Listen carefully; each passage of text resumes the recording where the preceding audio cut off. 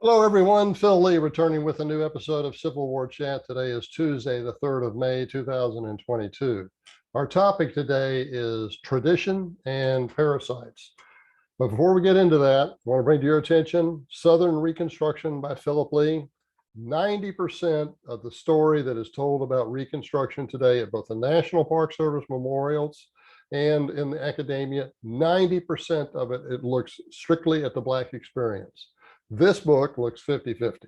Okay. It's not just the Black experience. We also look at what happened up north. This was the Gilded Age up north. So the Southern Reconstruction was not just a period of Reconstruction in the South, it was the Gilded Age up north. And the Gilded Age up north is one reason that the Northerners finally gave up on the Reconstruction and all the so-called altruistic support they had for Blacks.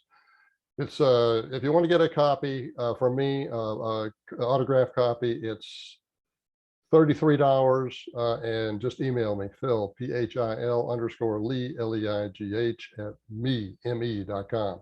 The book is $29 at Amazon and other bookstores. Okay, let's go ahead and get into the show. Tradition and parasites.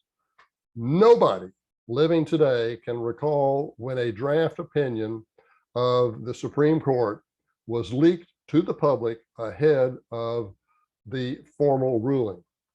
Apparently, it never happened in America's 240-year history. Even though it may not have been illegal, today's leak undeniably violated our traditions. Until today, everyone with the power to make such a leak and to with such a document to the press realized that such action put the principle of checks and balances among the federal branches in jeopardy. Consequently, today's Democrats are discussing the possibility of making abortion legal in all states by getting a simple majority vote in Congress and instructing the venal House plant in the White House to sign it. Such action is reckless because it transforms our republic into a democracy where a majority of a single vote in Congress can rule by ignoring the traditional filibuster 60% in the Senate. Thus, if the Republicans regain the White House in 2024, they could also, with a single vote majority in the House and Senate, reverse any action the Democrats might take today to what they call codify abortion into federal law. Consequently, our abortion laws, if you can think about it as a democracy or instead of a republic, our abortion laws, our federal abortion laws could flip-flop every 4 years, thereby destroying any semblance of continuity, which is, of course, going to ultimately be reckless for our country and could wreck the country. It is a bad idea all around. Only 10 years ago, Obamacare was validated by a 5-4 Supreme Court ruling. Consider what might have happened had the Supreme Court clerk opposing Obamacare leaked an early draft of the ruling. His action might have created enough of an uproar to cause one of the 5 justices to switch their vote from favoring Obamacare to ruling it unconstitutional. Now, certainly not many of today's Democrats would have applauded that kind of scenario. But as for me, right now, I can see the advantages of it, because if Obamacare had been ruled unconstitutional instead of constitutional, then we would have had no more than 4 years of Obama in the White House. And that, even though I voted for Obama and the second time around, I regret it.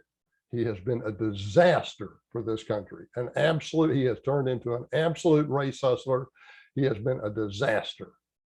And if the 5-4 vote had switched the other way, we'd have hopefully have only had one term for Obama.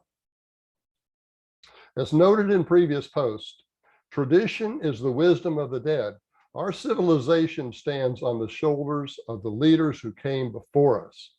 We ignore their wisdom at our own peril.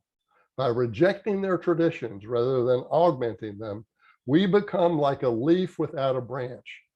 We will land wherever the wind blows us. It is not just our civilization that values such wisdom.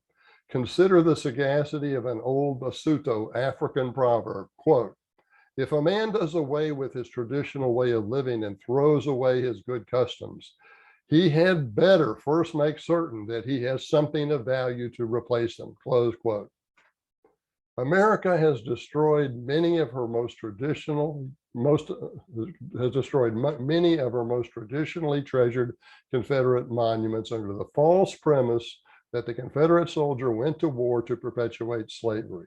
In truth, his letters and diaries and the tens of thousands show again and again his chief motivation was to defend his homeland against a northern invading army. He did his duty with honor and courage. It was for those reasons that he was memorialized. Until about 2015, most Americans realized that the statues were a symbol of regional pride, not hate. Statue proponents were willing to share space with memorials to Black leaders of the Civil War era and including the Reconstruction era. But modern politicians were inflexible. Had the Republicans had the courage to support a shared space solution, as a Confederate heritage proponents wished, then the Republican Party would not be as imperiled as it is now. Georgia descendants of Confederate soldiers, for example, may have been too disgusted by the spineless Republican Party to vote in the 2020 Senate runoff elections in that state, thereby putting both of Georgia's senators in the Democrat column and giving that party voting control of the U.S. Senate as it holds right now. It could have been avoided, in my opinion, if the Republican Party in Georgia had just simply stood up and said, you are not going to be destroying our monuments by mob action. And if you teach this hatred of Southerners in the academia, you will be thrown out of academia. To the Republican politicians that sat on their hands while our statues were coming down, I say, you got what you deserved. Playwright David Mamet describes the current situation accurately. He says, quote, prosperity invites parasites, close quote. The pioneers of Silicon Valley in the 1960s and 1970s were nearly all Republicans because they valued freedom over big government. After they created massive wealth, there was plenty of room for parasites to seep into the organizations as those organizations grew bigger. A corollary to Price's law postulates that half of a company's output is produced by the square root of the number of its employees. Thus, a company with 100 employees gets half of its output, half of its productive work from merely 10 of them. Now, consider a company with 10,000 employees. It gets half of its productive output from merely 100 of its employees. Thus, there's plenty of room as these companies grow bigger for fat and for parasites to latch on and grow fat. Thus, when companies get to the size of Amazon, Intel, Apple, Google, and Facebook, parasite employees can hide and grow fat, and boy, do they ever. Good examples are the Amazon transgender advocates who are suppressing Matt Walsh's Johnny the Walrus, a children's book that rejects the premise that young children should be allowed to mutilate their genitalia and load their bodies with sex hormones to transition into the opposite sex, and they should be permitted to do this without the approval of their parents, and that they should rely on consulting teachers to do this. This is outrageous. And there's nothing that makes sense when a Supreme Court nominee, Ketanji Jackson, testifies that she cannot define the word woman. That is absolute madness. And that is the kind of era we're living right now. We are clearly in an era of madness that can either end cataclysmically or can end by throwing the bums out and building from our traditions and rebuilding from our traditions. Okay, this leaking of the